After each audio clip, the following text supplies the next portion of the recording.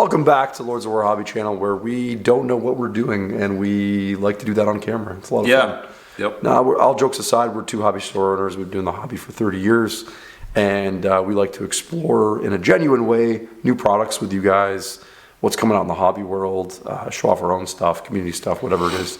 And today we have a continuation of one of our other videos this week, which is the new Army Painter sponges for chipping. So they have the small chipping, medium chipping, and large chipping brushes. And I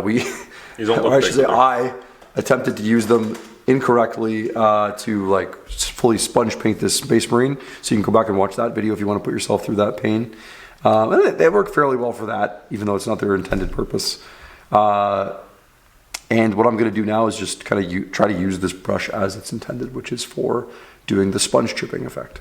So right off the bat, I've gotten a couple of colors here. I've got this nice Redskin Shadow, which is like just a nice saturated brown. And I've got a little bit of AK Saddle Brown as well on my palette here.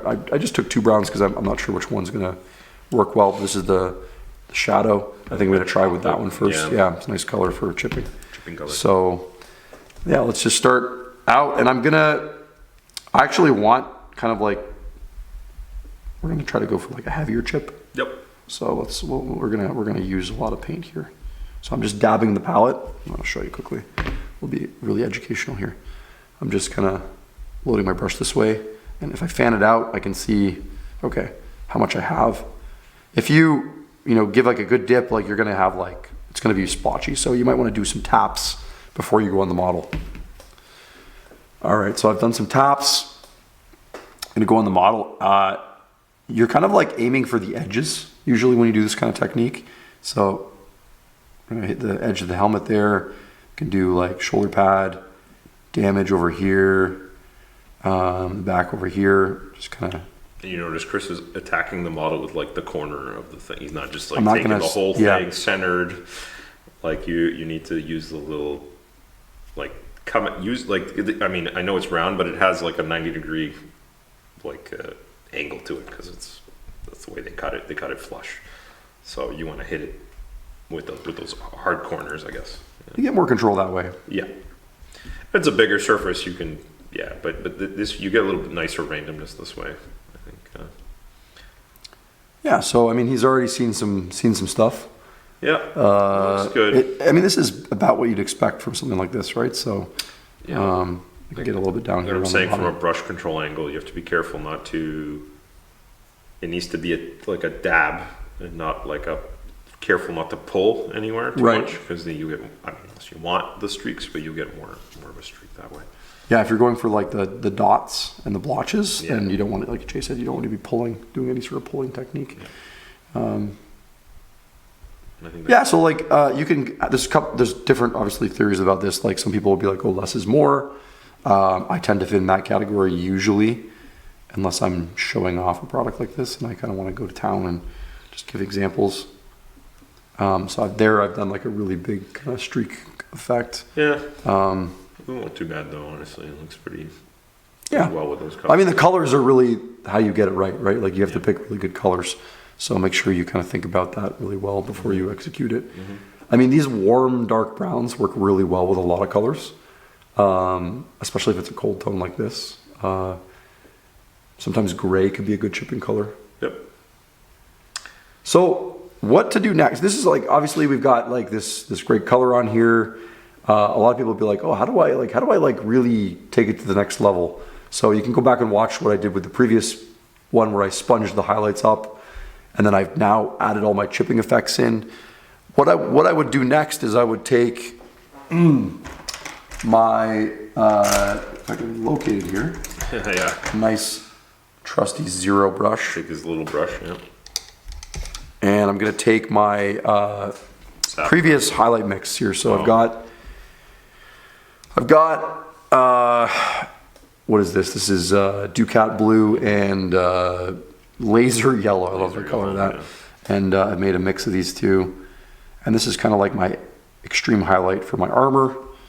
And what I like is just using that to sort of pop the the chips. So you can kind of do these like little, almost like scratches.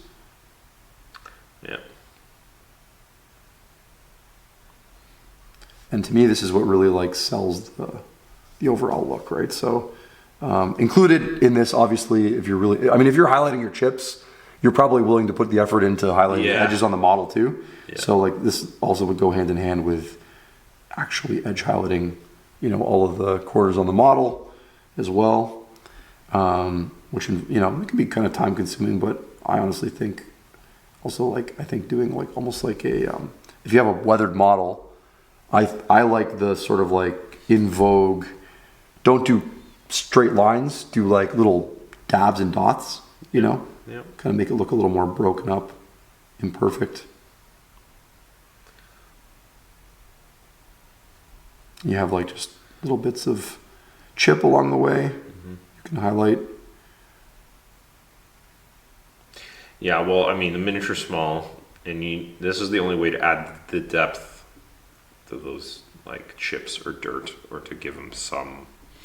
You have to simulate a way. You have to create, because you've made a shadow, so you have to make a highlight. Yes. So your eyes can actually discern, so they don't just look like brown clouds or, you know, like just too small and indiscernible. So you could even do some like scratches, right? Like stuff like that to kind of complement your. Sorry, I'm moving off screen here to complement your paint scheme, right? Like you do some like little nicks or scratches, like across the back, you know, whatever you want to do. But yeah, little kind of like just find an edge. In that chip and give it a little bit of a touch. You know, down here you've got.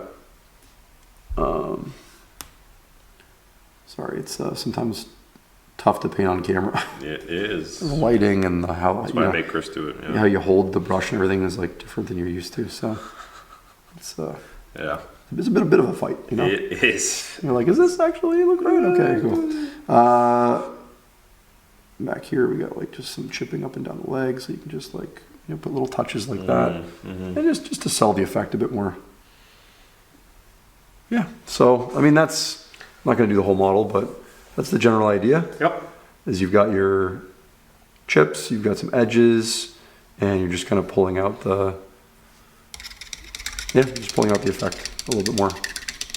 Boom. Boom. That's what I would do. So whatever your armor highlight color is, that's just what I would use to highlight the chips, just so it kind of stands out. Less is more. Less is more. That sort of thing. I did a lot on this guy, but yeah. So overall, I think I think what they're doing with this product is just filling a niche.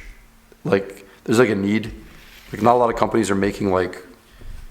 People always laugh at stuff like this because they're like, why, you know, I can go buy a sponge from X place, or I can get this, you know, from the makeup store, or and you're like, yeah, the same goes for a lot of things in the hobby world. But like, number one, convenience is always something.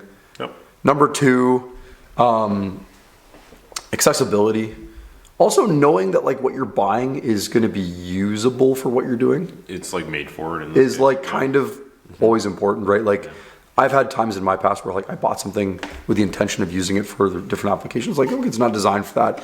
Maybe it didn't work as well, right? So there's always value to having more options like this that are just like on the hobby store shelf. And, you know, we're not talking, they're not a lot of money, like $10-ish for four of these little tools. Probably last a long time. Like it's to me, it's a no-brainer. Easy product to like. So yeah, check them out. We have them on the shelf. If you like us and want to support us, you can order them through us, lordsofwargames.com. If you're out of the country, just shoot us an email, lordsofwarstore@gmail.com. A little show for our own business at the end there. I guess that's why we do all this. That's why we make I these. guess, maybe? Cool. Well, thank you for watching. We'll see you guys next time. Bye.